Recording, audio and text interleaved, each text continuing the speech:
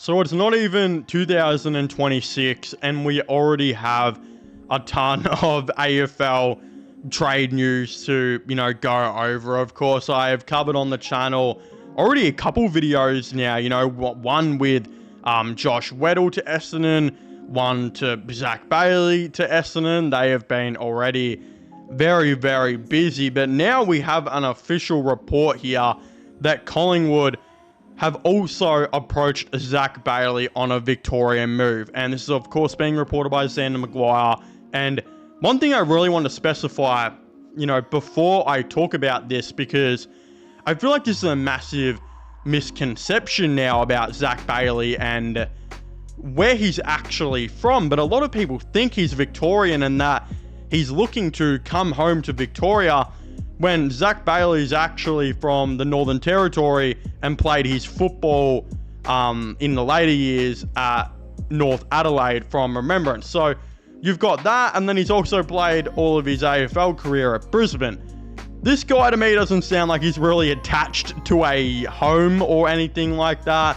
I think this is just strictly money purposes, and that we are hearing teams just come out and offering this bloke the absolute truckload. So it does go on to say by Xander Maguire that Collingwood has approached Zack Bailey about a future in black and white.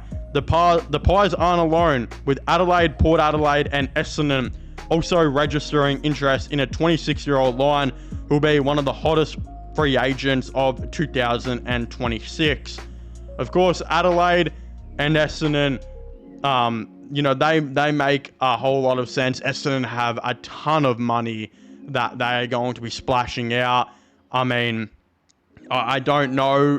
To me, I think they should be a rebuilding team, but what they probably end up going to do is throwing out money to players like they've historically done. It was just a couple years ago. They offered Mackay their freaking left nut to get to the team, and they've done it with a couple other players over the years as well. Adelaide, they're contenders. They make a whole lot of sense. Port Adelaide, I guess they make sense. We'll have to see where Port Adelaide actually are in 2026 to know if this is going to be a move that happens or a move that not. End of the day, Zack Bailey's played a lot of footy in South Australia as well. They will be saying, look, if you like living here, come back. Let's make something happen. But then Collingwood, they also make a lot of sense for a bunch of different reasons here. Collingwood, I don't think, get enough credit for how they've managed their salary cap, because from what we are legitimately hearing over the years is that there are a lot of players who you would think are probably on a lot of money to play for Collingwood that actually aren't on a lot of money. Now, this is due to a lot of different reasons. Collingwood are the biggest club pretty much in the AFL. They basically pitch the idea to players to come to them now for cheaper, because not only will they be able to contend, but you can basically build your social portfolio or just portfolio in general essentially bigger than almost like any other team out there. They're pretty on side with what Richmond have been able to do with some of their players over the last couple of years. But the thing is with Collingwood is that they've been able to do this, and they've signed players on pay cuts. From what we've heard, Braden Maynard took a big pay cut to stay with them instead of going to North. That's just because not only does he love Collingwood and contending, but also his portfolio builds much bigger at Collingwood than it does at North. They've done this with a couple other players. I'm sure a bunch of teams out there probably offered Dan Houston more money to play for them. He picked Collingwood. The day costers, they're probably on a bit of money.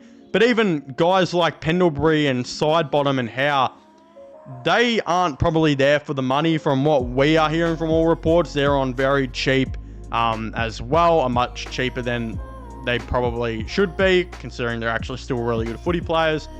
But Collingwood have been able to really manage their salary very well from what we're hearing. And even though they splurged out and signed Perryman and Dan Houston just a couple of years ago, we got to remember they also signed Ned Long and Tim Membry for very, very cheap that same offseason and kind of counterbalance what they spent on the other boys. So they have an opportunity here to offer Zack Bailey big money. Now, is it going to be the 1.3 million that Essendon are going to be offering him? Probably not. Like, I wouldn't be surprised if it's $1 million a year, 300k less per year than what Essendon are offering. But the thing is, with Collingwood, he's going to contend. He's going to be in most likely will be a continuous premiership hunting team. He's in what seems to be a great culture, and that will probably be better and worth risking some of the money up than maybe playing for a team like Essendon, who I think will be bottom 2 next year personally. We'll have to see. Better than playing for them than, and of course he builds his portfolio up at Collingwood. People would argue though, why can't he just re-sign at Brisbane if he wants to do that? If he doesn't care about the money, it's all about contending, could he just stay at Brisbane? But the thing is, from what we're hearing, is that Brisbane have nowhere near enough money to be offering this guy. Now, it does kind of, I think, go back on them signing Oscar Allen. Like, they signed Oscar Allen for big bucks and they signed Draper for decent money. But they also let Starcevich walk. They're leaving, Archie's going to be leaving. We don't know what's happening with that yet because the trade couldn't be getting done. But those guys left. They paid these guys. Do they have enough money to keep Zack Bailey? Reports are saying probably not. The thing is, though, whether they are going to have okay money or not, they're definitely not going to get to the Essendon 1.3. And if Collingwood come out here and offer him $1 million, I don't even know if they have that. I wouldn't be surprised if it's like 800k at this point. They're probably going to be offering him a year. And Zack Bailey is worth much more than that. In my opinion, Zack Bailey is one of the best forwards in the game. I mean, he literally made All-Australian for a reason. In the grand final, even though I think he kicked 6 behinds or something like that, his literal impact on the game was insane. Like, almost nearly the best player on the field kicking 6 points, which I just find insane. And you will never see that type of shit ever again. But like most games, he's pretty accurate. He's a great player who moves up the ground better than most. He literally plays one of the hardest positions in the game. It's like that high half forward who can push into the midfield. The thing is, he can also play as a small forward as well. Man of different trades, plays the wing. He can do legitimately everything, and I think he's going to be one of the most sought after plays because he's such a connecting piece. Two of the players I think he really reminds me of is another All-Australian in Shane Edwards, who was able to play forward. He was able to play mid, wing. He even could play back earlier on in his career. A really good player who is so smart, crazy footy IQ, who doesn't make any mistakes, is what Zack Bailey is. And another guy on that Richmond team too, but Kane Lambert as well, another connecting piece who could play forward, midfield, wing.